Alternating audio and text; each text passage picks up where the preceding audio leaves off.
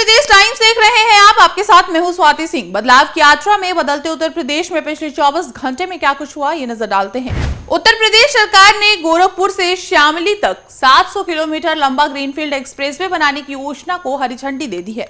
इस महत्वाकांक्षी प्रोजेक्ट का उद्देश्य राज्य के पूर्वांचल पश्चिमी जिलों तक तेज और सुरक्षित यातायात उपलब्ध कराना है। इस एक्सप्रेसवे से राज्य के 22 जिलों को सीधी कनेक्टिविटी मिलेगी, जिससे न केवल परिवहन व्यवस्था में सुधार होगा बल्कि आर्थिक गतिविधियों में भी तेजी आएगी। व्यापार और उद्योग को भी इससे बढ़ावा मिलने की उम्मीद है, जिससे क्षेत्रीय विकास को नया बल मिलेगा।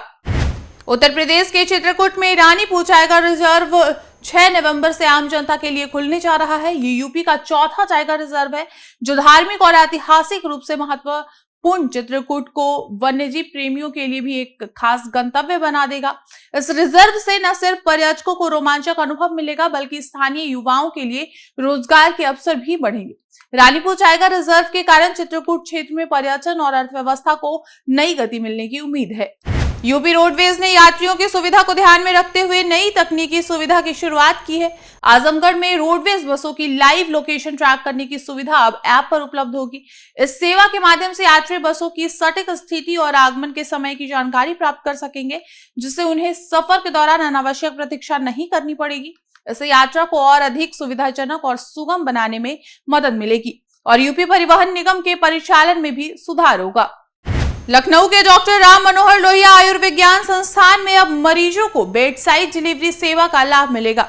इस नई सेवा के तहत अब मरीजों को दवाओं के लिए फार्मेसी काउंटर पर लंबी कतार में इंतजार नहीं करना होगा, बल्कि उनके बिस्तर पर ही दवाएं उपलब्ध कराई जाएंगी। इस सुविधा का उद्देश्य मरीजों और उनके परिवारजनों की सुविधा को ध्यान में रखते हुए स्वास्थ्य सेवाओं को बेहतर बनाना है। इससे मरीजों को समय की बचत होगी और अस्पताल में भीड़ भाड़ भी कम होगी।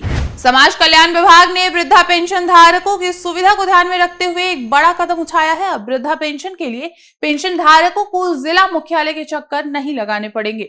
बीडीओ और एसडीएम को लॉगिन की सुविधा दे दी गई है, जिससे वे स्थानीय स्तर पर ही पेंशन से संबंधित कार्यों का निपटारा कर सकेंगे। इस नई व्यवस्था से बुजुर्गों को आसानी से पेंशन का लाभ मिलेगा, जिससे उनकी जीवन शैली में सुधार आएगा और उन्हें अनावश्यक भागदौड़ से राहत मिलेगी।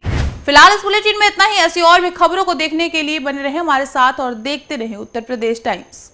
हम हैं देश के दिल, उत्तर प्रदेश की धड़कन, उत्तर प्रदेश टाइम्स।